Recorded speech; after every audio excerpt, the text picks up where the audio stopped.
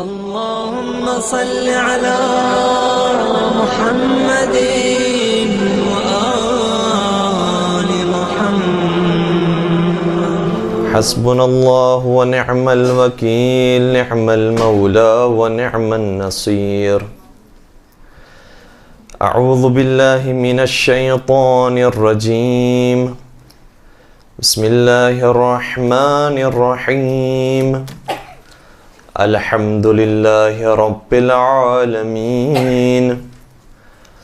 الحمد لله الذي أحصى كل شيء عددا وجعل لكل شيء أمدا وقدر كل شيء تقديرا.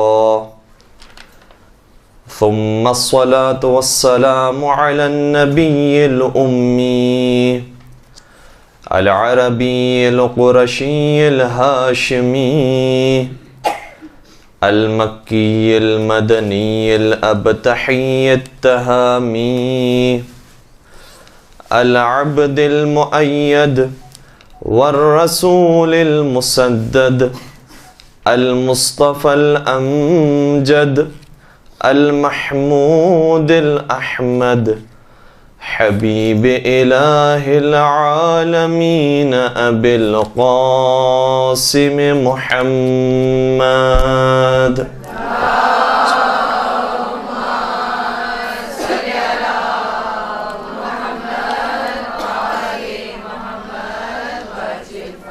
وعلى أهل بيته الطيبين الطاهرين المعصومين المظلومين الذين أذهب الله عنهم الرجس أهل البيت ويطهرهم تطهيرا.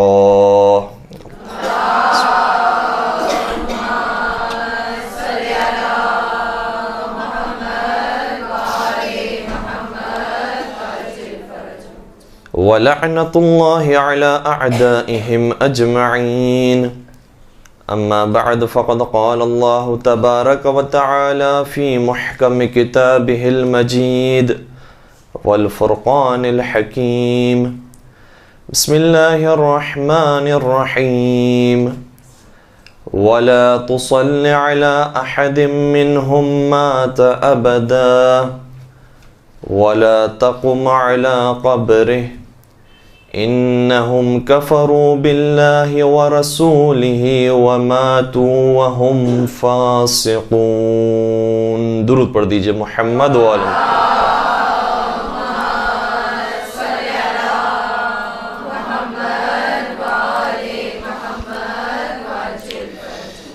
انہدام جنت البقیع کے عنوان سے جو آج کا درس منعقد کیا گیا ہے، کئی سارے پہلو ہیں کہ جس کے اوپر گفتگو کی جانی چاہیے، اور ہمارے پاس گرچہ کہ وقت بہت ہے لیکن اس موضوع کے لیے وقت انتہائی قلیل ہے کہ تمام موضوعات پر گفتگو کی جا سکے. کوشش کریں گے کہ ہر موضوع کو اشارتاً ضرور آپ کی خدمت بیان کریں تاکہ جو مختلف ابواب ہیں اس کے خود آپ زیادہ بہتر طریقے سے ان ابواب کو کھول سکیں اور اس کے اوپر تحقیق کر سکیں. سب سے پہلی بات یہ ہے کہ جنت البقیع کو جو منہدم کیا گیا ہے، گرچہ کہ یہ واقعہ تقریباً 100 برس، اور اگر تھوڑا سا ہم دقیق بیان کریں تو 90 اور 100 برس کے درمیان یہ واقعہ پیش آ چکا ہے.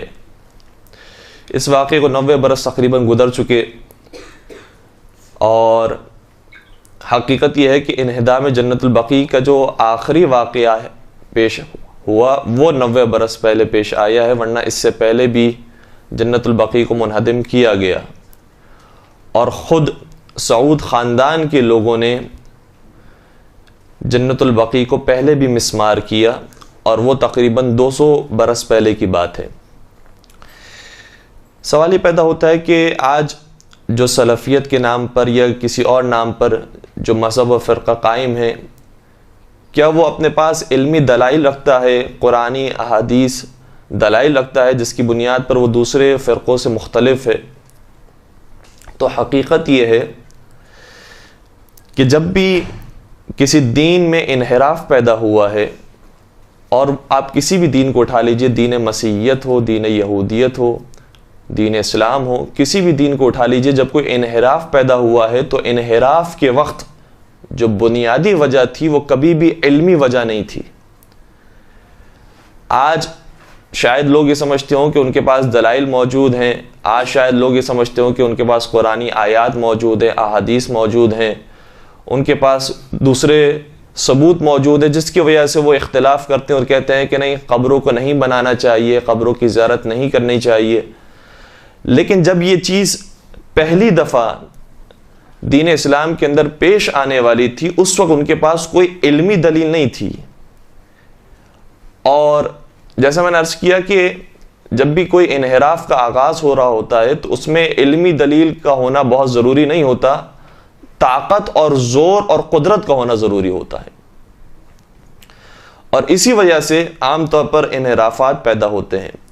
حتیٰ دین مسیحیت کی اگر بات کی جائے تو دین مسیحیت میں جناب عیسیٰ علیہ السلام کے بعد جناب شمعون علیہ السلام کو وسیع ہونا تھا اور ان کے پیروکار ہونے چاہیے تھے اور وہ جناب عیسیٰ کے دین کو آگے بڑھاتے، لیکن وہاں پر بھی ہم یہ دیکھتے ہیں کہ جناب شمعون کے مقابلے پر ایک شخص کہ جسے مختلف لینگویجز میں مختلف طریقے سے تعبیر کیا گیا ہے، اسے پولس بھی کہا گیا ہے، بولس بھی کہا گیا ہے، یہ وہ شخص ہے کہ جو پہلے یہودی تھا اور بہت سخت یہودی تھا اور جناب عیسیٰ علیہ السلام کو گویا قتل کرنا چاہتا تھا، بلکہ اس نے سفر ہی اپنا اس لیے کیا تھا تاکہ قتل کرے جناب عیسیٰ علیہ السلام کو، اور راستے میں کہتا ہے کہ مجھے بشارت یہ ہوئی کہ نہیں، جو حقیقی دین ہے وہ دین مسیحیت ہے، لہذا اسے قبول کرو۔ میں نے دین مسیحیت کو قبول کیا اور پھر اس کے بعد میں دین مسیحیت کو پھیلانے اور ترویج کا کام کرنا چاہتا ہوں، اور وہ شروع کیا۔ تو اس کے بعد جب اس نے دین مسیحیت کو پھیلایا ہے تو اس قدر اس نے شہرت پائی کہ جتنی شہرت جناب شمعون علیہ السلام کو بھی نہیں تھی۔ جناب شمعون علیہ السلام بھی کچھ شریعت کی باتوں کی رعایت کرنے والے تھے، ظاہر سی بات ہے کہ نبی خدا کے جانشین تھے، رعایت کرنے والے تھے، لیکن یہ شخص رعایت نہیں کرتا تھا، ہر ایک کو بس جناب عیسیٰ کے نام کا گرویدہ بنانا اور اپنا جو ہے وہ چاہنے والا اور مرید بنانے کے چکر میں ہر ایک کی بات کو سننا، اور چاہے وہ شرعی بات ہو غیر شرعی بات ہو، سبھی کی باتوں کو قبول کرنا، اس طریقے سے اس نے تبلیغ کا آغاز کیا۔ اور جب یہ تبلیغ کا سلسلہ چلتا رہا تو لوگ جناب شمعون کے بجائے اس شخص کے زیادہ پیروکار ہو گئے، اور جناب شمعون جو جناب عیسیٰ علیہ السلام کو نبی خدا کہتے تھے، خدا نہیں کہتے تھے، ان کی بات لوگوں نے ماننا چھوڑ دی، اور یہ جو پولس یا بولس نام کا جو شخص تھا، مختلف زبانوں کے اندر جو آیا، عبری زبان میں، عربی زبان میں، فارسی زبان میں، اردو زبان میں، اس شخص کے لوگ زیادہ پیروکار ہو گئے، اور یہ کہنا شروع کر دیا اس نے کہ جناب عیسیٰ علیہ السلام در حقیقت انسان ہی نہیں تھے، وہ انسانی شکل میں بھیجے گئے تھے، حقیقت میں وہ خدا کے بیٹے تھے جو لائے گئے تھے۔ اور پھر یہ عقیدہ عیسائیوں کے اندر رواج پانے لگا، جبکہ آج بھی عیسائیوں میں سے ایک گروہ ایسا ہے کہ جو جناب شمعون علیہ السلام کی تعلیمات پر عمل کرتا ہے، لیکن وہ بہت کم تعداد کے اندر ہے اور عام طور پر اس کا تذکرہ نہیں کیا جاتا، برنامائی فرقہ وہ کہلایا جاتا ہے۔ تو ہر دین کے اندر انحراف ہوا ہے، لیکن انحراف کی بنیاد یا شہرت تھی یا اقتدار اور قدرت یا مال و دولت۔ دین اسلام کے اندر بھی جب انحراف کا آغاز ہوتا ہے تو اس وقت ان کے پاس کوئی علمی دلائل نہیں تھے کہ ہم جانشین ہیں، کوئی علمی ان کے پاس بات نہیں تھی کہ ہمارے کارنامے اس قدر زیادہ ہیں اور پیغمبر اکرم نے ہمیں بنایا تھا نائب، اس لیے ہم جانشین پیغمبر ہیں۔ وہ تو حقیقت میں اقتدار اور قدرت چاہتے تھے، لہذا ہر طریقے سے انہوں نے زور لگا دیا، کسی کو زبردستی کھڑا کر دیا بیعت کر لینے کے لیے، کسی کو تلوار کے زور پر، بہت ساری چیزوں کو معطل کر دیا، تاکہ کسی طریقے سے ماحول ایسا بن جائے کہ لوگ جو حقیقی جانشین ہے اس کو چھوڑ کر ہمیں جانشین رسول مان لیں۔ تو انحراف کا جب آغاز ہوتا ہے تو اس میں علمی دلائل نہیں ہوتے، یہ علمی دلائل بعد میں جو ان کے پیروکار ہوتے ہیں وہ تلاش کرتے ہیں، وہ ڈھونڈتے ہیں کہ ہمارے جو بزرگان نے کام کیا تھا وہ اس بنیاد پر کیا تھا، وہ اس لاجک پر کیا تھا، اس کی یہ دلیل تھی، اس کی یہ دلیل تھی، وہ بعد میں دلائل تلاش کرتے ہیں۔ لیکن جب ابتدا میں کام ہو رہا ہوتا ہے تو کوئی علمی دلیل کے اوپر کام نہیں ہوتا۔ یہی سلسلہ سلفیت کا بھی ہے۔ انہدام جنت البقیع کا واقعہ صحیح ہے کہ 90 برس پہلے پیش آیا، لیکن سعود اور آل سعود خاندان وہ تھا کہ جو پہلے ہی سے چاہتا تھا کہ پورے حجاز پر حکومت کرے اور ان کا قبضہ بڑھتا رہے. چنانچہ 200 سال پہلے سے ان کی کوششیں جاری تھی اور انہوں نے کئی سارے شہروں کو جو مسلمان علاقے تھے وہاں پر قتل عام کیا ہے لوگوں کا. اب میں آپ کی خدمت میں تھوڑے سے فگرز پیش کروں. بعض لوگ یہ سمجھتے ہیں کہ انہدام جنت البقیع کا ایک واقعہ پیش آ گیا، صحیح ہے انہوں نے عمارتوں کو توڑ دیا، جو گنبد بنے تھے انہیں توڑ دیا، لیکن کسی مسلمان کو تو تکلیف نہیں پہنچائی، کسی کو اذیت تو نہیں پہنچائی، کوئی خون ریزی تو نہیں کی. اب دیکھیے کہ ان کی داستان کیا ہے، کس قدر خون ریزی کی ہے سعود اور آل سعود خاندان نے. تقریباً 200 بلکہ کہنا چاہیے تقریباً 250 برس پہلے سن 1187 1187 ہجری میں ریاض کے علاقے میں، جو ریاض آج کا کیپٹل ہے سعودی عرب کا، اس علاقے میں انہوں نے 30 سال کے اندر 4000 مسلمانوں کو کم از کم شہید کیا. اور اس زمانے میں کوئی ایٹم بم نہیں تھا، کوئی ایسا اسلحہ نہیں تھا کہ ایک جگہ پر وہ پھٹ جائے تو جس کی وجہ سے 50 لوگ شہید ہو گئے، جس کی وجہ سے 100 لوگ شہید ہو گئے. نہیں، باقاعدہ تلوار سے شہید کیا جاتا تھا. 4000 لوگوں کو صرف 30 سال کے اندر ریاض کے شہر میں انہوں نے شہید کیا. اور یہ بربریت دیکھ کر جب لوگ فرار کرتے تھے، بھاگ جاتے تھے اپنا شہر چھوڑ کر، اپنا گھر بار چھوڑ کر، تو کتنے لوگ ایسے تھے جو بھوک اور پیاس کی وجہ سے ہلاک ہو گئے. اس کے علاوہ اس سے کچھ پہلے کی بات ہے، 1163 ہجری کے اندر 1163 ہجری کے اندر شہر عین یہ نون ہے، اس شہر کے اندر بھی جب وہ داخل ہوئے تو اب اس کی تعداد تو ظاہر سی بات ہے کہ تقریباً اب یہ 350 سال پہلے کا واقعہ ہو گیا. فگرز تو موجود نہیں، لیکن یہ ضرور ملتا ہے کہ بے دردی سے بچوں کو، مردوں کو قتل کیا اور عورتوں کو اسیر بنایا، یہاں تک کہ ان کے گھروں کو جلا دیا، ان کی کھیتیوں کو جلا دیا، اور پورا شہر ویرانے میں تبدیل ہو گیا، شہر عین. پھر سعود اور اس کا جو بیٹا محمد بن سعود اور محمد بن عبد الوہاب ایک ہی زمانے کے رہنے والے تھے. محمد بن سعود کے پاس تلوار، طاقت اور لشکر موجود تھا، اور محمد بن عبد الوہاب کے پاس علمی دلائل، قرآنی حوالے، احادیثی حوالے موجود تھے. یہ دو شخص آپس میں جب مل گئے تو فساد پیدا ہوا. محمد بن سعود اور محمد بن عبد الوہاب. اور حقیقت میں جو وہابیت فرقہ ہے اس کے بانی کا نام وہاب نہیں ہے، محمد ہے. محمد بن عبد الوہاب اس کا نام ہے. اور عجیب بات یہ ہے کہ جب اپنے فرقے کا نام رکھا تو اپنے نام پر محمدیت نہیں رکھا، بلکہ اپنے باپ کے نام پر وہابیت رکھا. تو یہ دونوں شخص جب ملے ہیں تو انہوں نے بہت زیادہ خون ریزی برپا کی حجاز کے علاقے کے اندر. اور اس کے بعد بھی جو فگرز ہیں وہ بہت زیادہ ہے کہ جو انہوں نے جہاں جہاں پر تباہی کی ہے. اب ایک ایک کے بارے میں بیان کرنا بھی بہت زیادہ سخت ہو جائے گا. میں فقط اتنا عرض کر رہا ہوں کہ محمد بن عبد الوہاب اور محمد بن سعود آپس میں ملنے کے بعد انہوں نے پہلی مرتبہ بنیاد ڈالی اس چیز کی کہ مسلمانوں کا قتل عام کیا جائے. اور اب جب قتل کر رہے تھے یہ، تو محمد بن عبد الوہاب کی سوچ کی وجہ سے مسلمان کو مسلمان کہہ کر قتل نہیں کر رہے تھے، بلکہ مسلمان کو کافر کہہ کر قتل کر رہے تھے. مسلمانوں کو کافر کہہ کر قتل کرنے کا اعزاز جاتا ہے محمد بن عبد الوہاب کی گردن میں. اور اگر محمد بن عبد الوہاب کی بھی افکار کو دیکھا جائے تو اس کا آغاز کہاں سے ہوتا ہے؟ جو 4 مشہور فرقے ہیں اہل سنت کے یہاں، حنفی، مالکی، شافعی اور حنبلی، اس میں جو حنبلی فرقہ ہے جناب احمد ابن حنبل، بعض چیزوں کے اندر جب مسلمان مختلف رائے رکھتے تھے تو مختلف رائے رکھنے والوں کو باقاعدہ بدعتی قرار دیتے تھے، جو اس سے پہلے کبھی کسی عالم دین نے کام نہیں کیا. لیکن احمد ابن حنبل جو ان کے نظریات کے خلاف جاتا تھا انہیں باقاعدہ بدعتی اور کفر کا فتویٰ بھی لگایا کرتے تھے.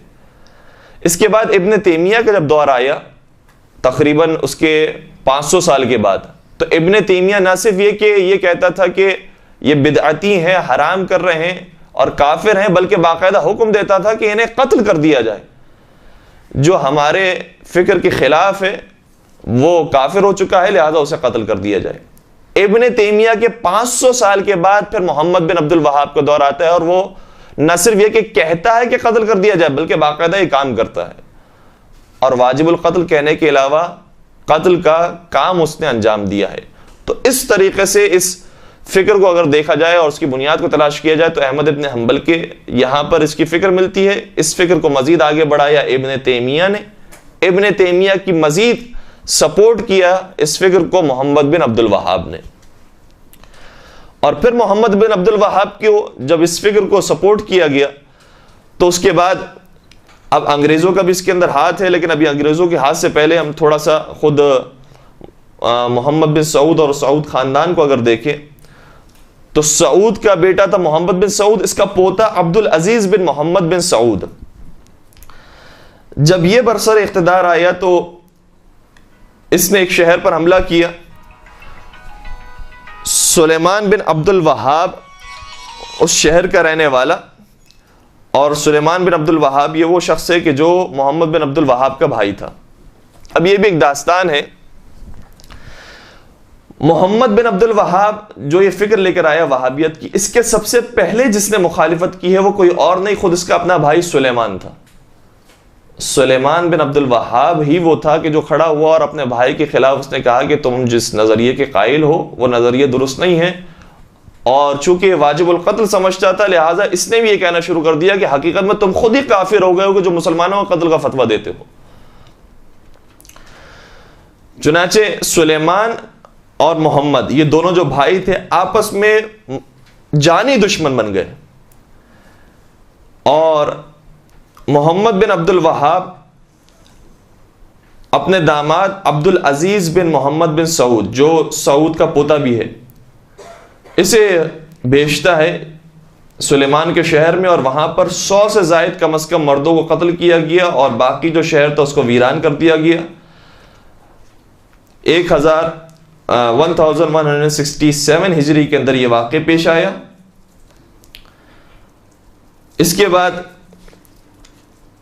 مکہ شہر کو انہوں نے تاراش کرنے کی کوشش کی، اور وہاں کے جو مقدس مقامات تھے، جنت البقیع کا مزار تھا، جائے ولادت پیغمبر تھی، اس کو تاراش کیا. زمزم کے اوپر جو کنواں بنا ہوا تھا اس کو ختم کیا، مسمار کیا. اور جتنے شافعی مالکی اور حنفی مذہب کی جو نماز پڑھنے والے لوگ تھے اور عقیدہ رکھنے والے لوگ تھے ان سب کو انہوں نے کافر قرار دیا اور کہا کہ تم مسجد سے باہر نکل جاؤ، صرف اگر کسی کو نماز پڑھنے کا حق ہے تو وہ حنبلی فرقے کے ماننے والوں کو ہے. اس کے علاوہ شہر قطیف میں مثلا انہوں نے جب حملہ کیا تو 1500 لوگوں کو شہید کیا. شہر قطیف کے اندر، شہر قطیف، شہر احسا، یہ وہ دو علاقے ہیں کہ جہاں پر شیعوں کی آبادی بہت زیادہ ہے. شیعہ نشین علاقے کے اندر 1500 لوگوں کو شہید کیا.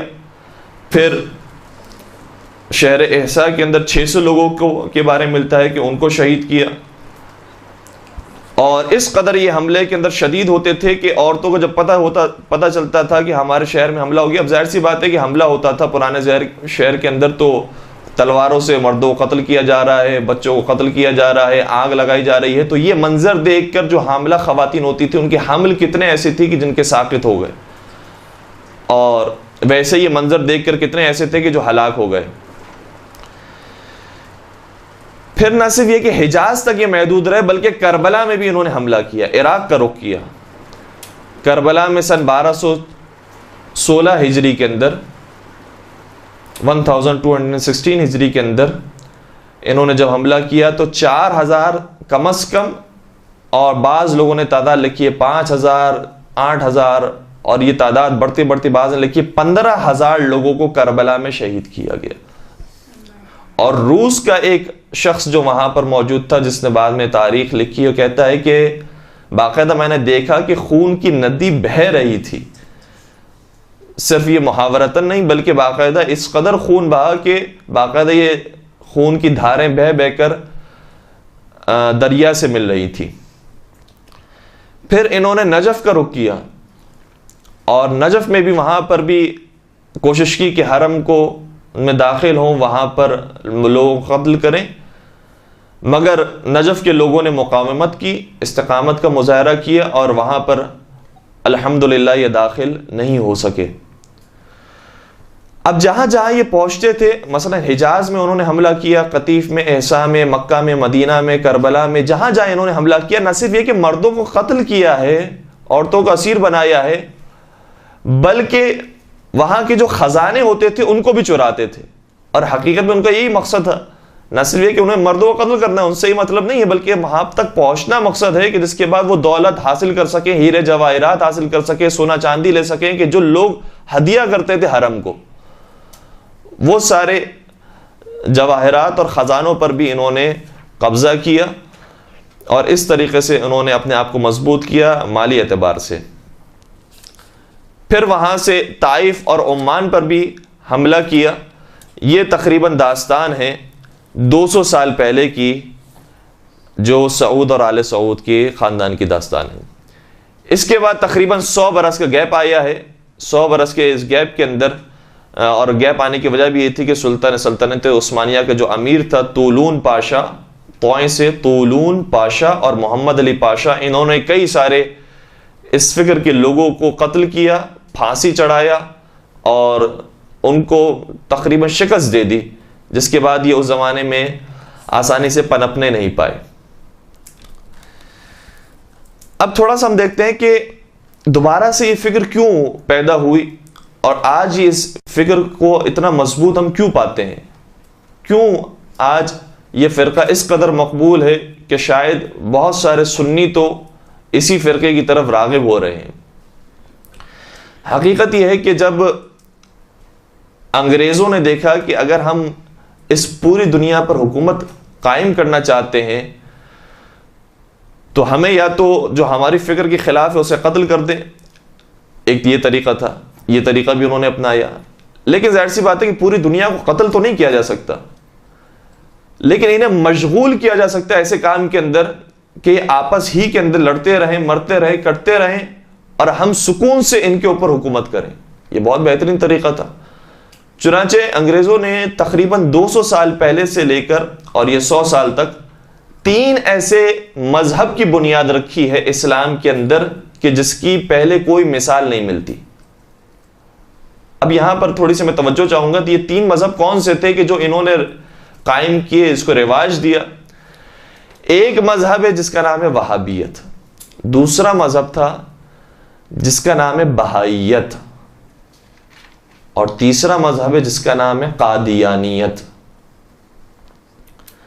عجیب بات یہ تھی کہ وہابیت کو جو انہوں نے رواج دیا اس کے لیے ایک علاقہ چنا،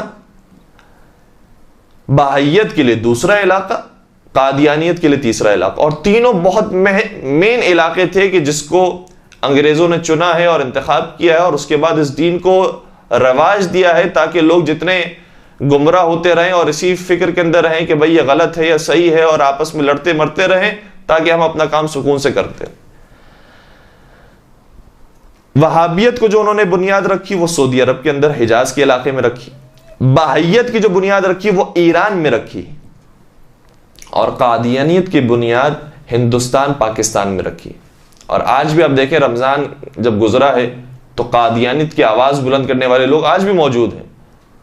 تعجب ہوتا ہے، قادیانیت بہت واضح اسلام سے منحرف یہ عقیدہ رکھنے والے لوگ ہیں، لیکن اس کے باوجود آج بھی ان کی آواز اٹھانے والے لوگ موجود ہیں. اس کا مطلب یہ ہوا کہ ان کو فنڈز آج بھی دیے جاتے ہیں، آج بھی ان کو سپورٹ کیا جاتا ہے. تو وہابیت کی بنیاد رکھی گئی سعودی عرب کے اندر. رکھنے کی بنیاد وجہ کیا تھی؟ اب ہر ایک علاقے کے اندر جس مذہب کو رواج دیا گیا اس کی خاص وجوہات ہیں. اور ہمیں تو ابھی ساری وجوہات نہیں معلوم، لیکن جس زمانے میں انگریزوں نے کام کیا ہوگا یقیناً بغیر سوچے سمجھے تو یہ کام نہیں کیا ہوگا۔ جو وجوہات سمجھ میں آتی ہے وہ یہ ہے کہ حجاز کا علاقہ اہل سنت کا علاقہ تھا اور اہل سنت کی وہاں پر اکثریت تھی، لہذا وہاں پر یہ بنیاد رکھی گئی۔ اس کے علاوہ سعودی عرب کا جو علاقہ ہے وہ ایسی جگہ پر واقع ہے کہ جہاں پر ایشیا اور افریقہ آپس میں ملتے ہیں، افریقہ سے قریب قریب کا علاقہ ہے، لہذا اگر کوئی کام پڑتا ہو سعودی عرب اور یعنی کوئی کام پڑتا ہو ایشیا یا افریقہ کے اندر، تو سعودی عرب وہ بہترین جگہ ہے کہ جہاں سے دونوں طرف سے انسان اپنا کام کروا سکتا ہے۔ تیسری بات یہ کہ حجاز اور سعودی عرب کا علاقہ وہ ہے کہ جہاں پر پیٹرول بہت زیادہ ہے، آئل کے ذخائر بہت زیادہ ہے، بلکہ دنیا کے اندر دوسرے یا تیسرے نمبر پر یہ سعودی عرب ہے کہ جہاں پر پیٹرول کے ذخائر ہیں، اور اگر انسان کو اپنا ملک چلانا ہو اور آج کے انڈسٹریلائز دور کے اندر اس کے لیے پیٹرول اور آئل کی بہت ضرورت ہے، لہٰذا یہ بہترین جگہ ہے یہاں پر سرمایہ کاری کی جائے۔ پھر سعودی عرب کے اندر عربی زبان بولی جاتی ہے، جتنے بھی عرب ممالک ہیں سب پر کنٹرول ہو سکتا ہے اگر سعودی عرب پر کنٹرول ہو جائے۔ ایران میں فارسی زبان بولی جاتی ہے، لہذا جہاں جہاں فارسی زبان بولی جاتی ہے وہاں پر کنٹرول ہو سکتا ہے اگر ایران پر کنٹرول ہو جائے۔ ہندوستان میں اردو زبان بولی جاتی ہے، یا پنجابی یا سندھی یا سرائکی یا اس قسم کی زبانیں بولی جاتی ہیں کہ جو اردو سے قریب قریب ہیں، اگر یہاں پر کنٹرول ہو جائے تو جتنی بھی ایسی قوم اور جتنے بھی ایسے زبان رکھنے والے افراد ہیں سب پر کنٹرول ہو سکتا ہے۔ یہ فکر موجود تھی جس کے بعد انگریزوں نے رواج دیا ہے ان تینوں مذاہب کو، ورنہ آج کوئی ابن تیمیہ کے نام سے واقف بھی نہیں تھا، آج کسی کو محمد بن عبد الوہاب کے نام کا پتہ بھی نہیں تھا۔ یہ انگریزوں کی اس قدر سے پشپناہی موجود تھی جس کے بعد آج یہ مذہب جب اتنا زیادہ رواج پا گیا تو اب لوگ سوال کرتے ہیں کہ کون تھا محمد بن عبد الوہاب، کون تھا ابن تیمیہ، ورنہ جس زمانے میں انہوں نے زندگی گزاری اس زمانے میں خود انہی کے لوگ جو تھے وہ انہیں قبول نہیں کرتے تھے، خود انہی کے لوگوں میں ان کا نام موجود نہیں تھا۔ لہٰذا آج ہمیں بہت ساری باتیں ابن تیمیہ کے بارے میں، محمد بن عبد الوہاب کے بارے میں نہیں معلوم ہے، کیونکہ اس زمانے کے لوگوں نے انہیں مہم شخصیت ہی نہیں سمجھا کہ ان کے بارے میں کچھ لکھا جائے۔ تو آج یہ فکر جب باقی رہ گئی تو اب ہم سوال کرتے ہیں کہ ان کا بانی کون تھا، ان کی بنیاد رکھنے والا کون تھا؟ تو سلفیت کو جو بنیاد رکھا گیا ہے سعودی عرب کے اندر اس کی یہ وجوہات۔ پھر بہائیت کو آپ خود بخود محسوس کر سکتے ہیں کہ وہاں پر ایران کے اندر چونکہ شیعہ پاپولیشن زیادہ ہے، لہذا شیعوں کو بھی کنٹرول کرنے کے لیے، پھر ایران وہ علاقہ ہے کہ جو یورپ سے قریب ہے، تو ایشیا اور یورپ کے درمیان پل کی حیثیت رکھتا ہے ایران، لہٰذا وہاں پر ایک کنٹرول کرنے کی وجہ یہ تھی۔ پھر ایران کے اندر گیس کے ذخائر سب سے زیادہ ہیں، دنیا میں سب سے زیادہ گیس کے ذخائر ایران کے پاس موجود ہیں، اور چوتھے نمبر پر پیٹرول کے ذخائر موجود ہیں۔ اگر وہاں کنٹرول کر لیتا ہے تو یہ اپنی ساری جو قدرت ہے جو ایران کے پاس ہے اس سے استفادہ کر سکے گا۔ ہندوستان کے اوپر قبضہ کرنے کی وجہ کیا تھی کہ ہندوستان مذہبی عقیدت رکھنے والوں کی سب سے زیادہ تعداد ہندوستان کے اندر ہے، مذہبی جذبات رکھنے والوں کی سب سے زیادہ تعداد ہندوستان پاکستان کے اندر ہے۔ یہاں پر آپ کسی کو بھی اللہ، رسول، صحابہ، اہل بیت کے نام پر جو کام کروانا چاہے کروا سکتے ہیں۔ شدت پسندی ہندوستان، پاکستان، بر صغیر کے لوگوں کے اندر بہت زیادہ ہے، لہذا اگر یہ ہمارے کنٹرول میں آ جاتے ہیں تو ایک بہت بڑا سرمایہ ہوگا جو ہمارے پاس آ جائے گا۔ انہیں کسی بھی طریقے سے کہیں پر بھی لڑوانا ہو، کسی سے مقابلہ کروانا ہو، کسی کو قتل کروانا ہو، آسانی سے کام ہو سکتا ہے، جو آج ہو رہا ہے۔ آج سب سے زیادہ شاید قتل کرنے والے یہی بر صغیر کے لوگ ہیں کہ جو ایک دوسرے کو قتل کر رہے ہیں۔ اور اس کے علاوہ پھر ہندوستان کے اندر ایسی جڑی بوٹیاں، ایسے نباتات، ایسے پودے، ایسے پھول، ایسے پھل یہاں پر اگتے تھے اور اگتے ہیں کہ جو دنیا میں کہیں نہیں اگتے، لہٰذا اس اعتبار سے بھی یہ زرخیز ملک ہے، اس پر قبضہ اس اعتبار سے بھی کیا جا سکتا ہے، اس کے فوائد بہت زیادہ ہیں۔ تو 3 مختلف علاقوں میں انگریزوں نے باقاعدہ فنڈنگ کر کے، باقاعدہ پیسے دے کر اور ٹھیک ٹھاک پیسے خرچ کر کر یہاں پر ان 3 مذاہب کی بنیاد رکھی۔ اور ظاہر سی بات ہے کہ یہ پیسے عام عوام کو نہیں ملتے، جو حقیقت میں لیڈر ہوتا ہے اس لیڈر کی جیب میں جاتے ہیں۔ چنانچہ آج آپ دیکھیں کہ سعودی عرب کے جو خاندان ہے، شاہی خاندان، وہ پورے مکہ مدینہ، پورے اسلامی حکومت پر ریاست کرنے والا، قدرت رکھنے والا ہے، لیکن اس کے باوجود جب اس کے گھر کی حالت دیکھیں تو آپ کو معلوم ہوگا کہ جیسے یورپ اور امریکہ کے اندر بھی جو صورتحال نہیں ہوتی گھروں کے اندر، وہ ان کے گھروں کے اندر صورتحال ہے، جس کی بات کبھی کبھار کلپس آتی ہیں، کبھی کبھار جن کے گھروں کے بارے میں جو ان کے نوکر، ان کے خادمین ہوتے ہیں، جب انہیں فارغ کیا جاتا ہے تو وہ رپورٹ کرتے ہیں کہ ہم نے ان کے گھروں میں کیا کیا دیکھا ہے۔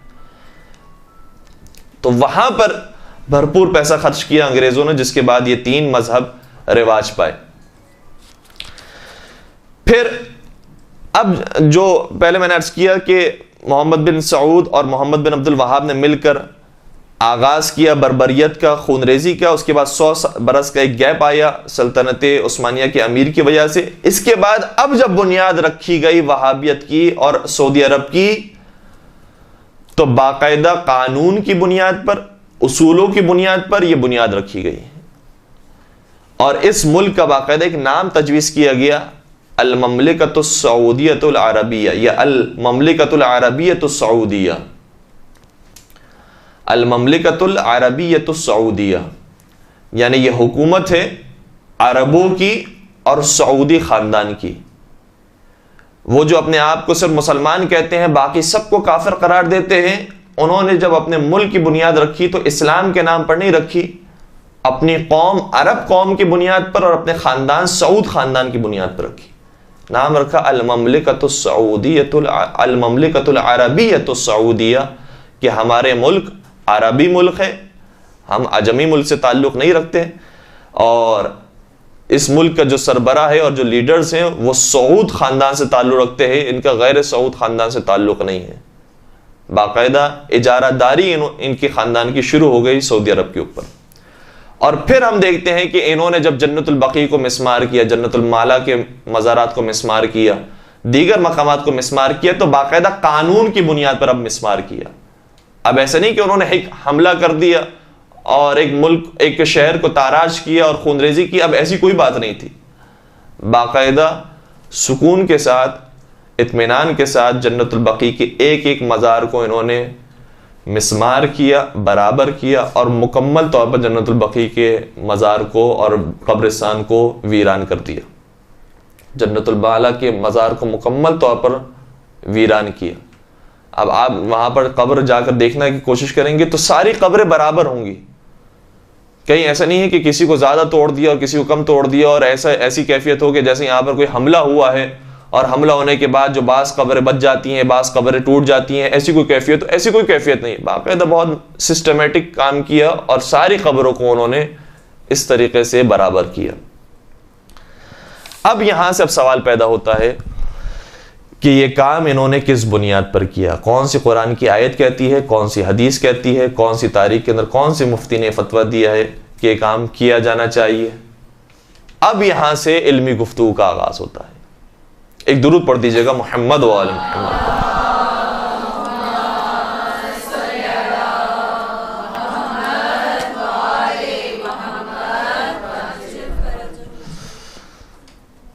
قرآن مجید کی کسی آیت میں یہ حکم نہیں آیا، نہ کافروں کے بارے میں، نہ مشرکوں کے بارے میں، نہ بے دینوں کے بارے میں، کہ ان کی جہاں قبر دیکھو، ان کا جہاں گنبد دیکھو، ان کی جہاں عمارت دیکھو، اس کو گرا دو، مسمار کر دو۔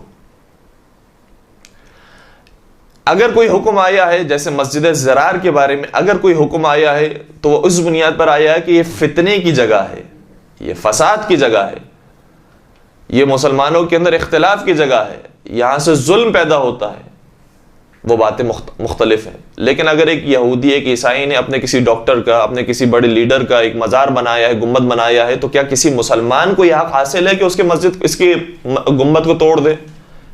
کسی مسلمان کو یہ حق حاصل نہیں کہ کسی عیسائی لیڈر کے گنبد کو، کہ جو کوئی ایسے فتنے کا مرکز نہیں بنایا گیا ہے، اسے توڑ دے۔ کہیں قرآن کی کسی آیت نے نہیں کہا۔ اگر توڑنے کا حکم نہیں ہے، ہم نے توڑنے کے اندر تو کام نہیں کیا، لیکن کیا وہاں جا کر زیارت کر سکتے ہیں؟ وہاں کھڑے رہ کر زیارت کر سکتے ہیں؟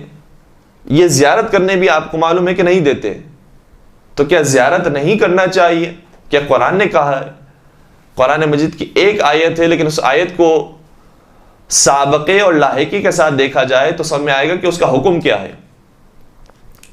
سورہ توبہ کی آیت نمبر 84، سورہ توبہ سورہ نمبر 9 آیت نمبر 84 کے اندر ارشاد ہوتا ہے کہ وَلَا تُصَلِّ عَلَىٰ أَحَدٍ مِّنْهُمْ مَاتَ أَبَدًا، اے رسول آپ نماز جنازہ نہ پڑھائیں،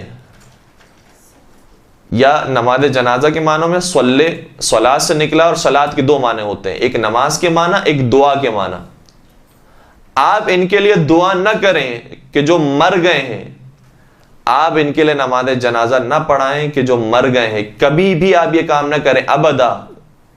وَلَا تَقُمْ عَلَىٰ قَبْرِهِ، اور نہ ان کی قبر کے اوپر آپ کھڑے رہیں، ان کی قبر کے پاس کھڑے رہنا بھی مناسب نہیں ہے، لہذا وہاں پر کھڑے بھی نہ رہیں۔ لیکن یہ کس کے بارے میں کہا جا رہا ہے؟ کس کی قبروں کے بارے میں کہا جا رہا ہے کہ آپ کھڑے نہ رہیں، ان کے اوپر نماز جنازہ نہ پڑھیں، ان کے لیے دعائیں مغفرت نہ کریں؟ انہم کفروا باللہ ورسولہ، وہ لوگ کہ جنہوں نے اللہ کا کفر اختیار کیا اور رسول اللہ کا کفر اختیار کیا۔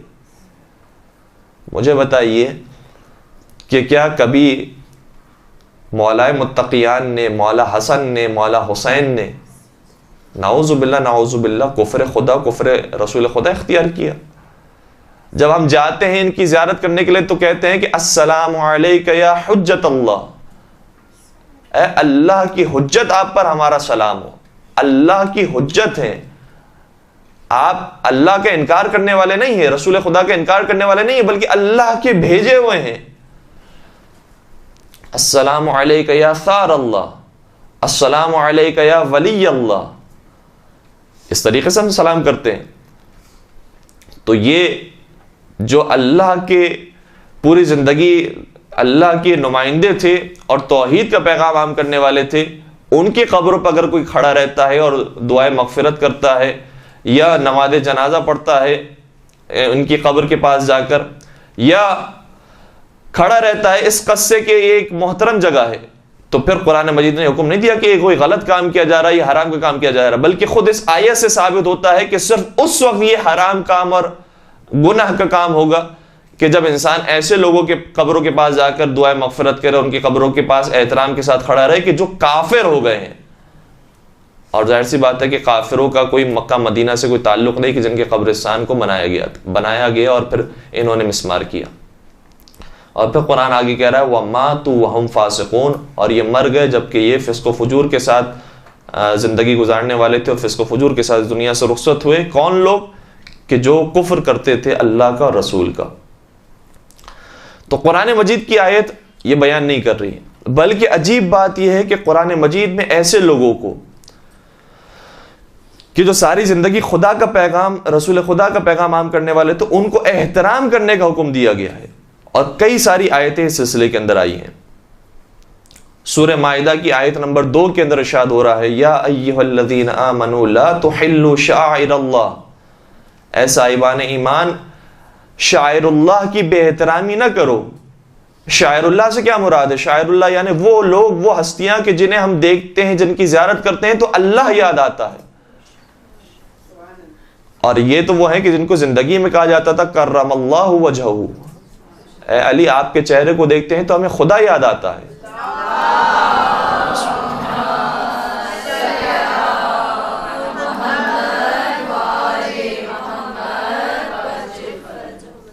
اور پھر شاید شاعر اللہ ہی کی مثالیں بیان کی گئی ہیں، بلکہ بعض دوسری آیتوں کے اندر بھی مثالیں بیان کی گئی ہیں، اور اس آیت کے اندر بھی آگے بیان ہوتا ہے وَلَا الشَّهْرَ الْحَرَامِ، اور جو حرام حرمت کے مہینے ہیں ان کی بے احترامی نہ کرو، ماہ محرم کی بے احترامی نہ کرو جو بے احترامی کی گئی۔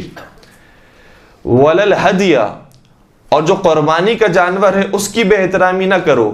وَلَا الْقَلَائِدَ، اور جو نشانی جس کے اوپر قربانی کے جانور کے اوپر لگائی جاتی ہے اور اس نشانی کے ساتھ اسے قربانی کے میدان میں رکھا جاتا ہے اور قربان کیا جاتا ہے، اس کی بے احترامی نہ کرو۔ یعنی کون؟ کہ جو اللہ کے نام کے ساتھ منسوب ہو گیا ہے، چاہے وہ انسان نہ بھی ہو، اس کی بھی بے احترامی نہ کرو، اس جانور کی بھی بے احترامی نہ کرو۔ وَلَا آمِينَ الْبَيْتِ الْحَرَامِ، اور نہ خانہ خدا کے زائرین کی بے احترامی کرو۔ جب یہ واقعہ 200 سال پہلے محمد بن عبد الوہاب اور محمد بن سعود نے جب مکہ مدینہ اور ان جیسے علاقوں پر حملہ کیا، تو مکہ کے اندر جب انہوں نے حملہ کیا ہے تو 3 سال تک مکہ میں حج نہیں ہو سکا. 3 سال تک زائرین نہیں آ سکے حج انجام دینے کے لیے، کیونکہ وہ قابض تھے اور کسی کو اپنے علاوہ مسلمان نہیں مانتے تھے، لہذا 3 سال تک حج معطل رہا ہے ان کی وجہ سے. دوسری آیت جس میں پھر حکم دیا گیا ہے کہ شاعر اللہ کی عزت کرو، بے احترامی نہ کرو، سورہ حج کی آیت نمبر 32، سورہ حج سورہ نمبر 22 آیت نمبر 32 ارشاد ہوتا ہے وَمَن يُعَظِّمْ شَعَائِرَ اللَّهِ فَإِنَّهَا مِن تَقْوَى الْقُلُوبِ، اور جو شخص شاعر اللہ کی تعظیم کرتا ہے تو یہ دلوں کے تقوی میں سے ایک تقوی ہے.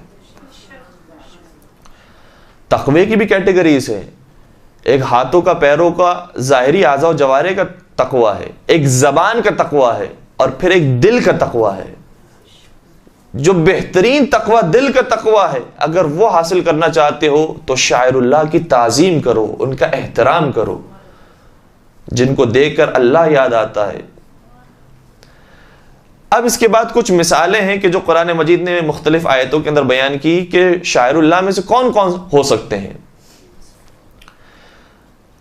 پہلے تو حکم بیان کر دیا گیا، 2 چیزیں ہیں جن کو دیکھ کر اللہ یاد آتا ہے، ان کی تمہیں عزت کرنی ہے، بے احترامی نہیں کرنی، یہ حکم بیان ہو گیا. سوال یہ پیدا ہوتا ہے کہ کن کو دیکھ کر یاد آ سکتا ہے خدا. کچھ مثالیں بیان کر دی کہ مثلا وہ جانور کے جس کو قربانی کے لیے پیش کیا جاتا ہے، اس قربانی کے جانور کو دیکھ کر اللہ یاد آتا ہے کیونکہ حکم خدا پر عمل کیا جا رہا ہے. جو حرام مہینے ہیں ان کو دیکھ کر اللہ یاد آتا ہے، ان کو اس مہینے کے اندر کوئی بے احترامی نہیں ہونی چاہیے، کسی کو قتل نہیں کرنا چاہیے. پھر کچھ مثالیں اور ہیں کہ جو مختلف آیتوں کے اندر بیان کی گئی. سورہ بقرہ کی آیت نمبر 185 کے اندر، 158 کے اندر، سورہ بقرہ آیت نمبر 158، اس میں مثال بیان کی کہ شاعر اللہ میں سے ایک مثال جو قرآن مجید باقاعدہ بیان کر رہا ہے، قیامت تک رہنے والی کتاب، اس کے اندر بیان ہوا ان الصفا والمروہ من شعائر اللہ. صفا اور مروہ کی پہاڑی یہ شاعر خدا میں سے ہے. صفا اور مروہ، صفا اور مروہ کی پہاڑیاں شاعر خدا میں سے کیسے ہو گئی؟ کیا یہ خانہ کعبہ کے اندر ہیں؟ خانہ کعبہ سے باہر ہیں. کیا ان کے اوپر کسی نبی خدا کو شہید کیا گیا؟ نہیں، نبی خدا کو شہید بھی نہیں کیا گیا. بہت ایک چھوٹا سا واقعہ پیش آیا، قرآن مجید نے اس واقعے کو اہمیت دی. واقعہ کیا تھا کہ جناب ابراہیم اپنی اولاد جناب اسماعیل کو تنہا چھوڑ کر ریگستان میں چلے گئے ماں کے ہمراہ، اور اس ماں نے اپنے بچے کی پیاس بجھانے کی خاطر صفا اور مروہ کے درمیان سعی کی، جس کی وجہ سے زمزم جاری ہوا. نبی خدا کی پیاس کو بجھانے کے لیے جس ماں نے تغدو کی ہے، اس نبی خدا کی پیاس کو بجھانے والی ماں کی یاد کو زندہ رکھا گیا. اور وہ نبی خدا کی جس کے نواسے کو 3 دن کا بھوکا پیاسا شہید کر دیا گیا، اس کی یاد کو کیا ہم زندہ نہ رکھیں؟ اس کے جو مقامات ہیں اس کی زیارت نہ کریں؟ کیا وہ شاعر خدا میں سے نہیں ہوگا جس کی پیاس بجھانے کے لیے اس ماں نے صفا اور مروہ کے درمیان سعی کی اور تغدو کی، جس کے بعد پیاس بجھ گئی؟ وہ شاعر خدا میں سے ہے. اور وہ 3 دن کا بھوکا پیاسا خدا کی راہ میں قربان کر دیا گیا. کیا وہ شاعر خدا میں سے نہیں ہوگا؟ اور یہاں پر یہ بیان کیا گیا ہے، ایک بہت خوبصورت لفظ استعمال ہوا قرآن مجید کے اندر، ان الصفا والمروہ من شعائر اللہ. یہ نہیں کہا گیا ان الصفا والمروہ شعائر اللہ، من کا لفظ استعمال کیا گیا. من کا مطلب یہ ہے کہ کچھ مثالیں ہم دے رہے ہیں شاعر خدا میں سے. صفا اور مروہ ان مثالوں میں سے ایک مثال ہے.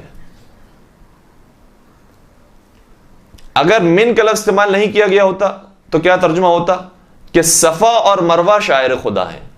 اس کا مطلب ممکن ہے کہ شاید دوسرے شاعر خدا نہ ہو، لیکن من کا لفظ استعمال کیا گیا، اس کا مطلب یہ ہوا کہ یہ شاعر خدا میں سے کچھ ہیں، یہ بعض مثالیں ہیں شاعر خدا کی. پھر ایک اور مقام پر جب ایک اور مثال بیان کی گئی شاعر خدا کی، تو وہاں پر بھی لفظ من استعمال ہوا ہے. سورہ حج کی آیت نمبر 36 ارشاد ہوتا ہے وَالْبُدْنَ جَعَلْنَاهَا لَكُم مِّن شَعَائِرِ اللَّهِ، اور وہ قربانی کا اونٹ کہ جسے تم لے کر جاتے ہو اسے ہم نے قرار دیا ہے تمہارے لیے شعائر اللہ میں سے. کس کو قرار دیا گیا ہے؟ اس اونٹ کو جس کو قربان کرنے کے لیے لے کر جاتے ہو. اور وہ انسان کے جو قربان ہوگی اللہ کے لیے، کیا وہ شاعر خدا میں سے نہیں ہوگا؟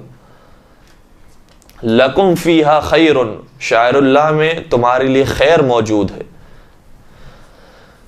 تو اب واضح ہو گیا کہ علمی اعتبار سے اگر گفتگو کی جائے، قرآنی اعتبار سے اگر گفتگو کی جائے، تو کوئی دلیل، کوئی بات ایسی نہیں آتی قرآن مجید کی روشنی کے اندر کہ ہم ان قبروں کی زیارت نہ کریں، ان قبروں کا احترام نہ کریں، بلکہ بار بار یہ حکم دیا گیا ان کی تعظیم کی جائے، ان کا احترام کیا جائے. ان کو دیکھ کر خدا یاد آتا ہے. بلکہ اب ہماری کتاب کے اندر اور ہماری کتابوں کے اندر تو کئی مقامات پر اس کے فضائل بیان کیے گئے ہیں، اور چلے اب اس موضوع کو اگر ہم زیادہ کھولیں گے تو بہت وقت نکل جائے گا. کہ نہ صرف یہ حکم دیا گیا کہ ان کی زیارت کرو، بلکہ یہ کہا گیا کہ ان کی اگر کوئی زیارت کرتا ہے تو کبھی کہا گیا کہ 70 حج کے برابر ہے، کبھی کہا گیا 70 عمرے کے برابر ہے، کبھی کہا گیا 70 مرتبہ جہاد کرنے سے افضل ہے. اور کوئی اگر ان کی تعمیر میں حصہ لیتا ہے تو کہا گیا کہ جیسے جناب سلیمان نے بیت المقدس بنایا تھا، گویا اس کا مدد کرنے والا یہ وہ شخص قرار پائے گا کہ جو ان قبروں کو بناتا.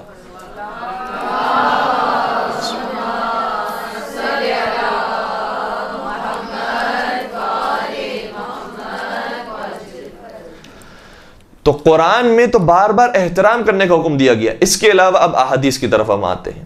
قرآن کے بعد احادیث کو اگر دیکھا جائے تو خود اہل سنت کتابوں کے اندر، یہ صرف میں بات کر رہا ہوں کہ ان کی کتابوں میں کس قدر احادیث موجود ہیں کہ قبروں کی تم زیارت کرو، قبروں کے قریب جاؤ، دعا کرو، نماز پڑھو، سلام پیش کرو. چند ایک روایتیں آپ کی خدمت میں عرض کر رہا ہوں. ایک جگہ پر ارشاد فرمایا پیغمبر اکرم ختم مرتبہ حضرت محمد مصطفیٰ صلی اللہ علیہ وسلم ارشاد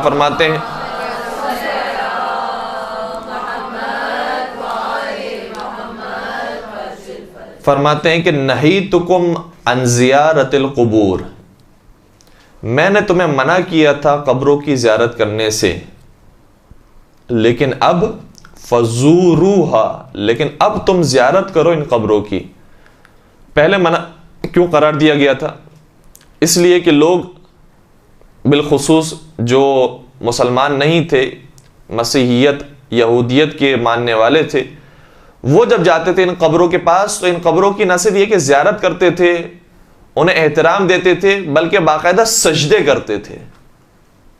اور انہوں نے انہیں معبود سمجھا ہوا تھا، بت سمجھا ہوا تھا، اور انہیں جا کر سجدے کیا کرتے تھے. چونکہ یہ کام کرتے تھے لہذا پیغمبر نے منع فرمایا کہ جو دور جاہلیت کے لوگ انجام دیا کرتے تھے وہ کام نہ کرو. لیکن اب جب زمانہ تبدیل ہو گیا، لوگ سمجھ گئے کہ سجدہ صرف خدا کو کیا جاتا ہے، صرف خدا وہ ہے کہ جو عبادت کے لائق ہے. البتہ وہ کہ جس نے اپنی جان خدا کی راہ میں قربان کی ہے، مومنین ہے، صالحین ہے، شہداء ہیں، ان کی قدردانی کرنے کے لیے اب اگر کوئی شخص زیارت کرتا ہے تو اس کے اندر کوئی مذائقہ نہیں ہے. لہٰذا پیغمبر شاہ فرماتے ہیں فزوروہا، تم اس کی زیارت کرو، فإنہا تذکرکم الموت، کیونکہ یہ تمہیں موت کی یاد دلاتا ہے. زیارت کے بہت سارے فوائد میں سے ایک یہ بھی ہے کہ انسان کو زیارت جب انسان کرتا ہے تو معلوم ہوتا ہے، ظاہر سی بات ہے، قبرستان میں اگر کسی ولی خدا کی قبر نہیں ہے، کسی نبی خدا کی قبر نہیں ہے، کسی ایک عام سی قبر پر جاتا ہے تو ایک تصور یہ ہوتا ہے کہ آج یہ سویا ہوا ہے، کل مجھے بھی سونا ہے اسی قبر کے اندر، کل مجھے بھی مرنا ہے. تو موت کی یاد، قبر کی یاد، آخرت کی یاد قبرستان میں جانے سے پیدا ہوتی ہے. لیکن اگر کسی ولی خدا کی قبر پر گیا ہے، کسی نبی خدا کی قبر پر گیا ہے، تو نہ صرف یہ کہ موت کی یاد پیدا ہوتی ہے بلکہ اس شخص کی قدردانی بھی ہوتی ہے. لوگ کہتے ہیں کہ قبر پر جا کر لوگ قبر پرستی کرتے ہیں. قبر پرستی نہیں کرتے، قدردانی کرتے ہیں. لوگ قبر پرستی نہیں کرتے، حق پرستی کرتے ہیں. لوگ قبر پرستی نہیں کرتے، خدا ترسی کے اندر مبتلا ہوتے ہیں. لہذا قبروں کی طرف جانے سے انسان کو یہ سارے فوائد ہیں کہ جو حاصل ہوتے ہیں. اور نہ صرف یہ کہ موت کی یاد آتی ہے بلکہ وہ افراد کی جو اس دنیا سے رخصت ہو گئے ہیں اور انہوں نے خدا کی راہ میں زندگی گزاری ہے ان کی قدردانی ہوتی ہے۔ اس کے علاوہ بھی اب کئی ساری روایتیں ہیں کہ جو یہاں پر میں نے ذکر کی تھی، لیکن اگر اسے پڑھا جائے گا تو کافی وقت گزر جائے گا۔ جو روایات کے اندر ذکر ہوا وہ آپ کی خدمت میں نے عرض کر دیا کہ اس کا کس قدر ثواب ہماری روایتوں کے اندر بھی موجود ہے اور پھر اہل سنت کتابوں کے اندر بھی موجود ہے۔ باقاعدہ یہ روایت موجود ہے کہ ایک رات پیغمبر جناب عائشہ کی حجرے سے باہر نکلتے ہیں اور جناب عائشہ کو یہ گمان ہوا کہ کسی اور کے حجرے میں داخل ہونے کے لیے گئے ہیں پیغمبر، لہذا وہ بھی پیچھے پیچھے چلنے لگی۔ دیکھا کہ پیغمبر مدینہ چھوڑ کر جنت البقیع کی طرف چلے گئے، اور جب جنت البقیع سے واپس پلٹنے لگے تو جناب عائشہ دوڑتے دوڑتے اپنے حجرے میں واپس آ کر لیٹ گئیں، لیکن چونکہ ان کی سانسوں کی آواز بلند تھی، پیغمبر سمجھ گئے کہ جناب عائشہ یہ ان کے پیچھے پیچھے آئی تھی۔ سوال کرتے ہیں کہ کیوں تم میرے پیچھے آئی تھی؟ اس کی پوری داستان انہوں نے بیان کی۔ پھر پیغمبر نے بیان فرمایا کہ اے عائشہ، تم بھی جنت البقیع جایا کرو اور قبروں کی زیارت کیا کرو۔ اور پھر جناب عائشہ سوال کرتی ہیں کہ میں جب زیارت پر جاؤں تو کیا کروں، کیا کہوں؟ تو باقاعدہ سلام سکھایا گیا کہ قبروں کی طرف جاؤ تو اس طریقے سے سلام پیش کرو، اور وہ پھر مختلف روایتوں کے اندر مختلف انداز سے موجود ہے۔ مثال کے طور پر ایک روایت کے اندر یہ موجود ہے کہ کہو السلام علی اہل القبور۔ ہمارے پاس جو روایتیں بعض دوسری موجود ہیں جس میں دیگر راویوں سے ذکر ہے کہ یہ کہا کرو السلام علی اہل لا الہ الا اللہ، من اہل لا الہ الا اللہ، یعنی باقاعدہ سلام کرنے کا حکم دیا گیا۔ اور سلام انسان کسی دیوار کو نہیں کرتا، بے جان چیز کو نہیں کرتا، اس کو کرتا ہے کہ جو جاندار ہوتا ہے، سمجھ بوجھ رکھتا ہے، صاحب شعور ہوتا ہے۔ لہذا ہم جب سلام کر رہے ہیں تو یہ سلام کو سنتے ہیں۔ اور زیارت کا باقاعدہ جملہ ہے، 8ویں سرکار امام علی رضا علیہ الصلوۃ والسلام کی زیارت کے اندر یہ جملہ موجود ہے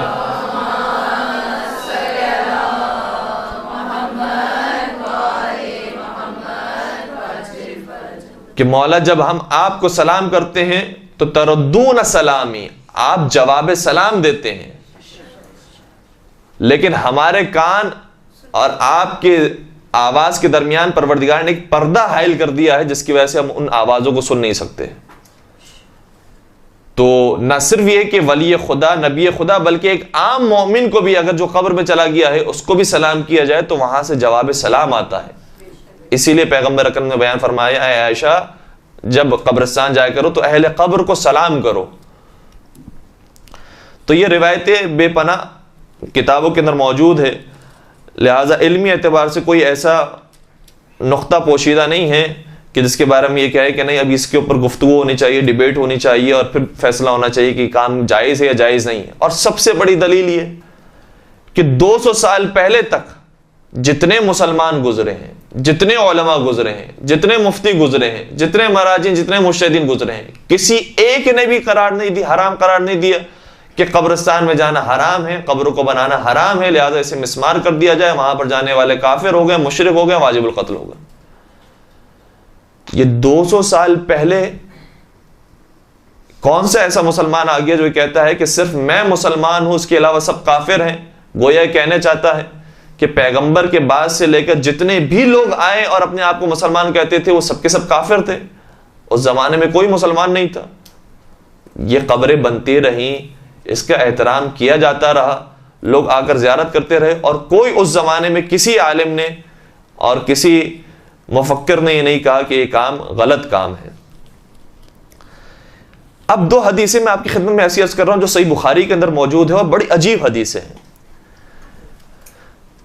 پیغمبر نے عجیب جملے ارشاد فرمائے ہیں، اور غالباً ایسا محسوس ہوتا ہے کہ آج کے زمانے کے یعنی یہی جو فکر رکھنے والے افراد ہیں ان کے لیے پیغمبر کے جملے تھے، اور یہ میرا نظریہ نہیں ہے، یہ میرا خیال نہیں ہے، بلکہ ایک خود اہل سنت عالم دین جو مکہ سے تعلق ہے ان کا، شیخ احمد زینی دہلان، شیخ احمد زینی دہلان، دال ح لام الف نون، فقہ شافعی سے ان کا تعلق ہے، اور مفتی ہونے کے ساتھ ساتھ، فقیہ ہونے کے ساتھ ساتھ مؤرخ بھی تھے، اور کئی ساری کتابیں انہوں نے لکھی، جس میں سے ایک کتاب اس کا نام تھا الفتنۃ الوہابیہ، اور بھی کئی ساری کتابیں جو انہوں نے لکھی، شرح متن العلفیہ، تاریخ الدول الاسلامیہ۔ وہ یہ کہتے ہیں کہ یہ جو دو روایتیں ہیں اس کا اطلاق اسی فرقے پر ہوتا ہے۔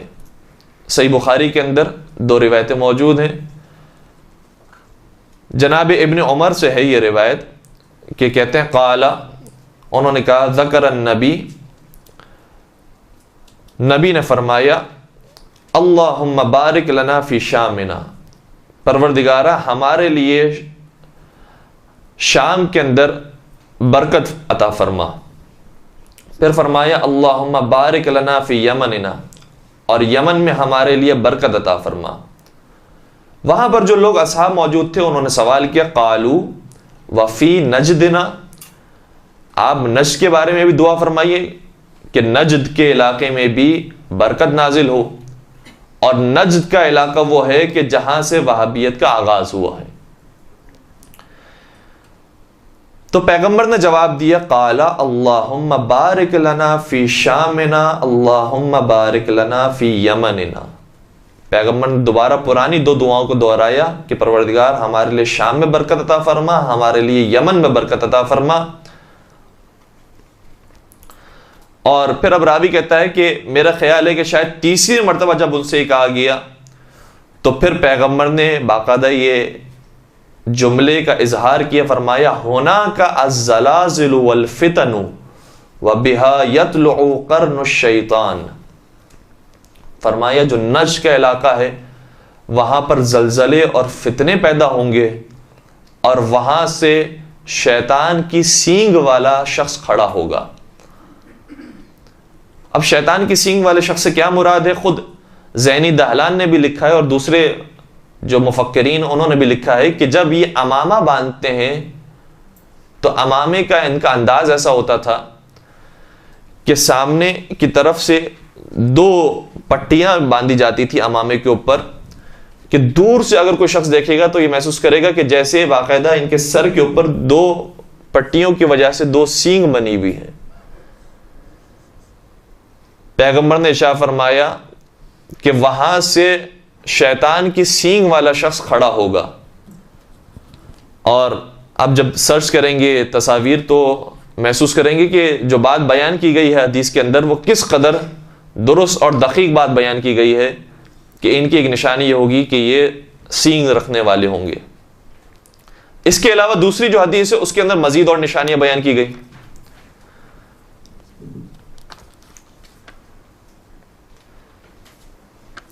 یہ حدیث بھی صحیح بخاری کے اندر موجود ہے۔ حدیث کا جملہ یہ ہے کہ عن ابی سعید الخدری، ابو سعید خدری سے یہ روایت ہے، عن النبی صلی اللہ علیہ وسلم، اللہم صلی علی محمد و محمد وعجل فرجہ۔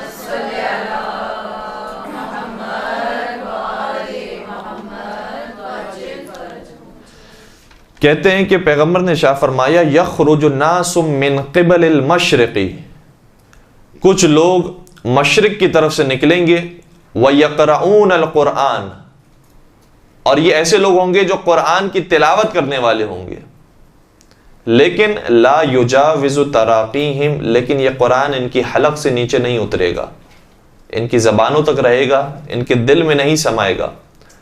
یمرقون من الدین کما یمرق السہم من الرمیہ، اور یہ دین سے ایسے خارج ہو جائیں گے کہ جیسے تیر سے کمان نکل جاتا، کمان سے تیر خارج ہو جاتا ہے۔ ثم لا یعودون فیہ، اور یہ دوبارہ دین کی طرف نہیں پلٹیں گے، حتی یعود السہم الی فوتہ، جس طریقے سے کمان کی طرف دوبارہ تیر نہیں آتا۔ پھر سوال کیا گیا پیغمبر اکرم سے کہ مزید ان کی کوئی نشانی بتائیں، ما سیماہم، ان کے چہرے کیسے ہوں گے؟ پیغمبر نے ارشاد فرمایا قال سیماہم التحلیق، ان کے چہرے ایسے ہوں گے کہ یہ اپنے سر کو منڈوانے والے ہوں گے، یہ حلق کروانے والے ہوں گے، اور آج جو اکثر ان کے پیروکار ہیں ان کی شکلیں آپ دیکھیں گے تو اس قسم کی ہوتی ہے کہ اپنے سر کو منڈواتے ہیں، اور یہ کام باقاعدہ محمد بن عبد الوہاب نے کروایا. نہ صرف یہ کہ مردوں کو حکم دیا بلکہ خاتون کے ساتھ اس نے کام کیا، کہا کہ اس کے سر کو بھی منڈوایا جائے. اور جب اس کے سر کو منڈوایا گیا تو اس عورت کا جملہ یہ تھا کہ تم نے ہماری زینت کو ختم کیا ہے، تمہاری زینت پروردگار نے ریش قرار دی ہے، داڑھی قرار دی ہے، لہذا تمہیں بھی چاہیے کہ تم اس زینت کو اپنی ختم کرو. تم نے ہماری زینت کو ختم کیا ہے، تم اپنی زینت کو بھی ختم کرو. اس روایت کا پھر جملہ یہ ہے کہ پیغمبر نے فرمایا کہ یہ حلق کرنے والے ہوں گے، او قال التسبید. بعض اس کے اندر یہ بیان کرتے ہیں کہ اس سے مراد یہ ہے کہ یا یہ حلق کروانے والے ہوں گے یا اپنے مونچھوں کو تراشنے والے اور کاٹنے والے ہوں گے، اور یہ صفات بھی ان کے اندر زیادہ پائی جاتی ہے. تو یہ وہ علامتیں ہیں کہ جو ان کے بارے میں پہلے سے ہی ذکر کی جا چکی تھی کہ یہ اس قسم کے لوگ ہوں گے. آخری چند باتیں میں عرض کر رہا ہوں اب ایک دوسرے ٹاپک کی طرف. ہم نے بات کا آغاز کیا کہ وہابیت کا آغاز کیسے ہوا، سلفیت کا آغاز کیسے ہوا، انہوں نے کس کس قسم سے کام انجام دیے، نہ صرف کہ جنت البقیع کو، مزارات کو مسمار کیا، بلکہ اس کے علاوہ کئی سارے مظالم جو انہوں نے ڈھائے. پھر ان کے پاس کوئی علمی دلیل، کوئی قرآنی دلیل نہیں تھی، بلکہ قرآن اور حدیث ان کے خلاف بیان کر رہی ہے.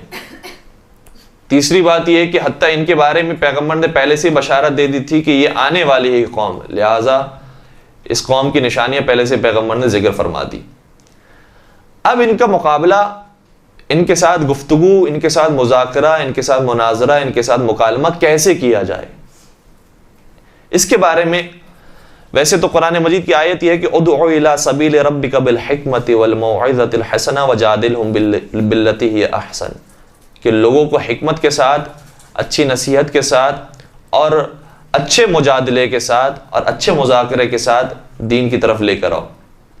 لیکن کچھ ایسی باتیں ہیں کہ جو بہت جزئی باتیں ہوتی ہیں اور بہت اندر کی راز کی باتیں ہوتی ہیں جو ہر ایک نہیں جانتا ہے. ایسے افراد جانتے ہیں کہ جو انہی سے تعلق رکھتے ہوں. لہذا میں اب ایسے شخص کا تذکرہ کر رہا ہوں کہ جو پہلے خود بہت بڑا وہابی عالم دین تھا، پھر آہستہ آہستہ دوسرے راستے کی طرف آیا، یہاں تک کہ شیعہ ہوا اور آج بہت بڑا شیعہ عالم دین ہے.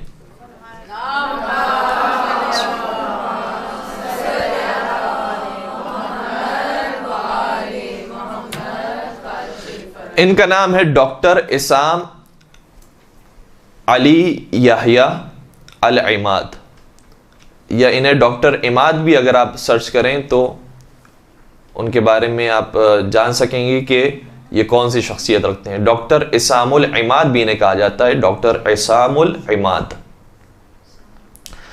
اور باقاعدہ انہوں نے شاید ایک اپنے درس کے اندر بیان کیا، اب میرے ذہن میں وہ پوری بات نہیں رہی، کہ سعودی حکومت نے ان کے سر کی قیمت رکھی ہے کہ اگر کوئی ان کا سر لے کر آتا ہے تو اس کا انعام $1,000,000 ہے. تو ہمارے ایک استاد تھے، وہ مذاق میں کہہ بھی رہے تھے طالب علموں سے کہ جن کا شہریہ کم ہو وہ اپنا شہریہ اس طریقے سے برابر کر سکتے ہیں.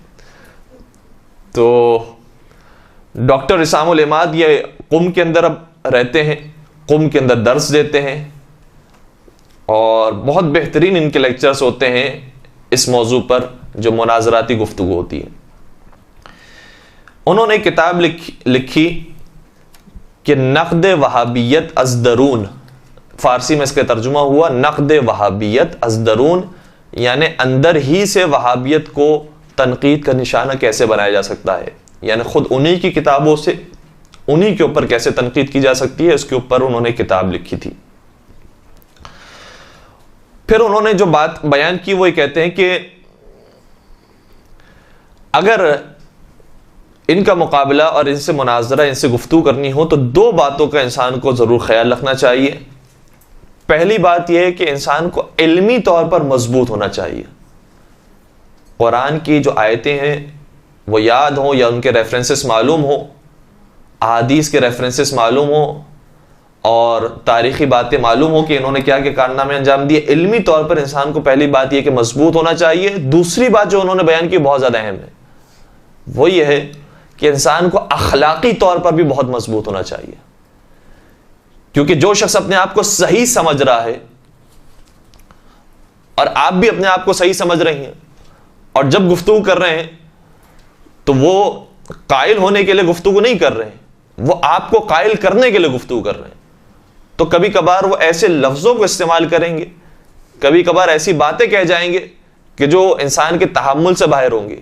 لہذا وہ یہ فرماتے ہیں کہ جب ان سے بات کی جائے, گفتگو کی جائے, تو بہت تحمل کے ساتھ, برداشت کے ساتھ گفتگو کی جائے. اپنے اخلاق کو انسان اتنا بہترین بنا لے کہ وہ سکون کے ساتھ اپنی ساری باتوں کو کہہ دیں. اس کے بعد پھر آپ ایک ایک کر کے ان کی بات کو رد کریں. اور باقاعدہ ان کے اب مناظرے ہیں جو ہوتے بھی ہیں, اور ظاہر سی بات ہے کہ شہر قم کے اندر مکمل طور پر ان کو حفاظت دی جاتی ہے جب یہ لیکچرز دیتے ہیں اور ان کی آمد و رفت ہوتی ہے. یہ جو وہابی عالم دین تھے پہلے, ایسا نہیں ہے کہ کسی چھوٹے لیول کے ایک عالم دین ہو اور اپنے محلے میں, اپنے علاقے میں کام کرنے والے ہوں.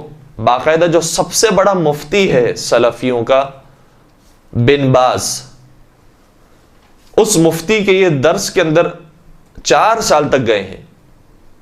اور پھر انہوں نے کتابیں جب لکھی تو اس میں سے ایک کتاب شیعوں کے خلاف لکھنا چاہ رہے تھے, اور اسی کتاب کے دوران انہیں شیعت کے بارے میں پتہ چلا, شیعوں کے اماموں کے بارے میں پتہ چلا, ان سے محبت عقیدت بڑھی, اور اس کے بعد یہ شیعہ بنے.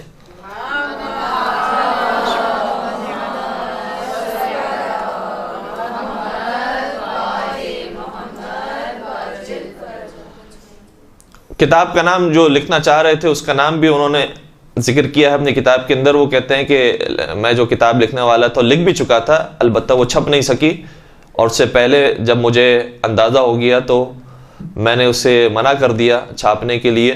اس کتاب کا نام تھا الصلۃ بین الاثنی عشریہ و فرق الغلاۃ, یعنی تعلق کیا ہے شیعہ اثنا عشری کے درمیان اور غالی فرقوں کے درمیان. تو شیعوں کو بھی یہ غالی فرقہ ثابت کرنے کے لیے اس پر تحقیق کر رہے تھے کہ یہ بھی خدا سمجھتے ہیں, مثال کے طور پر آئمہ کو, حضرت علی کو, اور یہ ثابت کرنے کے لیے جب وہ احادیث کو پڑھ رہے تھے تو پتہ چلا کہ واقعاً علی کے فضائل ہی اتنے زیادہ ہیں کہ جس کے بعد انہوں نے مذہب حقہ کو قبول کیا. یہ کچھ ایک باتیں تھیں کہ جو آپ کے سامنے بیان کی, البتہ بہت ساری باتیں ہیں جو رہ گئی ہیں, اور میں صرف ایک آخری بات کے ساتھ اپنی گفتگو کو مکمل کروں کہ آج جب فنڈنگ انہیں کی جا رہی ہے بیرونی ممالک کی وجہ سے بھی, اور خود ان کے اندرونی بھی جو تعلقات ہیں جس کی وجہ سے, تو اس فنڈنگز کی وجہ سے آج سب سے زیادہ جو تبلیغ کسی دین کی اور کسی مذہب کی جا رہی ہے تو وہ وہابیت ہے. تقریباً یہ شاید 20 سال پہلے کی رپورٹ ہے, جس زمانے میں اس قدر نہ چینلز ہوتے تھے نہ ویب سائٹس ہوتی تھی.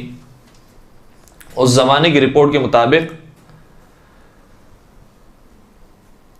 تقریباً 10 ملین کتابیں وہ ہر سال حج کے موقع پر زائرین کو اور حاجیوں کو دیتے ہیں. 10 ملین سے زیادہ کتابیں وہ دیتے تھے. آج شاید ہم اپنے آپ کا جائزہ اگر لینا شروع کریں تو کتابوں کا ابھی جو کتب میلہ لگا تھا بعض جگہوں پر, خود وہاں پر پڑھنے والوں کی, وہاں کا شوق رکھنے والوں کی, اور کتابیں کتنی چھپی گئی ہیں اس کا اندازہ آپ کو بھی بخوبی ہے. شاید 1 ملین تک بھی اس کی تعداد نہ پہنچی ہو. وہ ہر سال 10 ملین سے زیادہ اس زمانے میں قرآن تقسیم کرواتے تھے, اور آج ظاہر سی بات ہے حاجیوں کی تعداد جتنی بڑھ گئی ہے, ہر سال کس قدر وہ قرآن مجید تقسیم کرواتے ہیں, اور اس کے اندر ظاہر سی بات ہے انہی کا ترجمہ ہے, انہی کی تفسیر ہے, اور صرف قرآن مجید نہیں ہے بلکہ اس کے ساتھ ساتھ کتنی اور دیگر کتابیں ہیں کہ جو اپنے مذہب کی وہ تقسیم کرتے ہیں. جو تعداد پہلے کی ذکر کی گئی ہے, مثال کے طور پر 40,000 ان کی ویب سائٹس موجود تھی, اب تو 40,000 کیا شاید 40 ملین ان کی ویب سائٹس ہوں گی جو مختلف زبانوں کے اندر عربی، فارسی، اردو، انگلش، فرینچ اور جتنی بھی زبانیں تقریباً دنیا جہاں کے اندر بولی جاتی ہے اور مقبول ہیں، تمام زبانوں کے اندر وہابیوں نے کام کیا ہے۔ پھر ٹی وی چینلز بھی سب سے زیادہ جو چینلز پائے جاتے ہیں کسی مذہب کے، اگر وہ اسلامک چینل ہے، اسلام کے نام پر بنا ہوا چینل ہے، تو سب سے زیادہ چینلز انہی کے ہیں۔ کیبل آپریٹرز جتنے ہیں ان کی تعداد صرف پاکستان کی نہیں، دنیا جہاں کے اندر جتنے بھی ہیں وہاں پر سب سے زیادہ انہی کے کیبل آپریٹرز ہیں کہ جو کام کرتے ہیں۔ اور ٹی وی چینلز بھی اگر دیکھا جائے تو کچھ عالمی سطح کے ہوتے ہیں، کچھ ملکی سطح کے ہوتے ہیں، کچھ صوبائی سطح کے ہوتے ہیں۔ جس سطح کی آپ بات کر لیں، سب کے اندر سب سے زیادہ چینلز ان کے موجود ہیں۔ اور یہ ہمارے لمحہ فکریہ ہے کہ اگر ان کا مقابلہ کرنا ہوگا تو ظاہر سی بات ہے کہ وہ عوام کے جو نادان ہے، جو جاہل ہے، جو نہیں جانتے ان کے بارے میں، اگر ان کا مقابلہ کرنا ہے تو ان کے بارے میں ہمیں بھی کچھ نہ کچھ کام کرنا پڑے گا کہ ان کی ہسٹری لوگوں کے سامنے رکھی جائے۔ اور آج اگر کوئی شخص چینل نہیں بنا سکتا، ویب سائٹ نہیں بنا سکتا، تو کم از کم وہ واٹس ایپ کے جو خود یوز کرتا ہے، وہ فیس بک کے جو خود یوز کرتا ہے، وہ ٹویٹر کے جو خود یوز کرتا ہے، وہ سوشل اکاؤنٹ جو خود یوز کرتا ہے، ان کے بارے میں ان کو استعمال کرتے ہوئے ان کے بارے میں معلومات دی جائیں کہ ان کی تاریخ کیا رہی ہے اور ان کے جو عقائد ہیں وہ قرآن اور سنت سے متضاد عقائد ہیں۔ تو یہی شاید بہت بڑا کام ہوگا کہ جو محمد و آل محمد کے لیے ہم کر سکیں گے۔ انشاءاللہ پروردگار توفیق دے کہ محمد و آل محمد کا پیغام ہم دنیا جہاں کے اندر عام کر سکیں، سیرت محمد و آل محمد پر چلنے کی توفیق عطا فرما۔ پالنے والے، یہ ماہ مبارک رمضان ہم سے رخصت ہو گیا۔ ماہ مبارک رمضان میں جو ہم نے تیری قربت کو حاصل کرنے کی کوشش کی، ہم نے اپنے آپ کو بدلنے کی کوشش کی، پالنے والے ساری زندگی اللہ والا بننے کی ہم سب کو توفیق عطا فرما، اسی راستے پر رہنے کی ہمیں توفیق عطا فرما، ہدایت کے بعد ہمیں گمراہی کے راستے کی طرف نہ ڈال دے۔ پالنے والے، جو جہاں جہاں شیعان حیدر کرار پر ظلم ڈھانے والے ہیں، پالنے والے اگر قابل ہدایت ہے تو ان کی ہدایت فرما، اگر قابل ہدایت نہیں تو انہیں نیست و نابود فرما۔ پالنے والے، جنت البقیع کے مسمار مزارات کی تعمیر نو کے اسباب جلد از جلد پیدا فرما۔ جنت المالا اور جہاں جہاں انہوں نے قبروں کو جو مقدس مقامات مسمار کیا، پالنے والے ان تمام کی مزارات کی تعمیر نو کے اسباب جلد از جلد پیدا فرما۔ ہم سب کو 14 معصومین کی زیارت نصیب فرما، حج اور عمرے کی زیارت ہم سب کو نصیب فرما۔ پالنے والے تمام مومنین کی جائز شرعی حاجات کو پورا فرما، جو رزق حلال کی پریشانی مبتلا ہیں ان کے لیے رزق حلال عطا فرما، جو رزق حلال کما رہے ان کے رزق میں برکت و وسعت و کثرت عطا فرما۔ پالنے والے تمام مریضوں کو شفاء کامل اور عاجلہ عطا فرما، اور تمام مظالم سے انتقام کے لیے اپنی آخری حجت اور ہادی امام عصر و زمان کے ظہور میں تعجیل فرما، ہمیں ان کے اعوان و انصار عاشقین و محبین میں شمار فرما۔ ربنا تقبل منا انک انت السمیع العلیم وتب علینا انک انت التواب الرحیم برحمتک یا ارحم الراحمین۔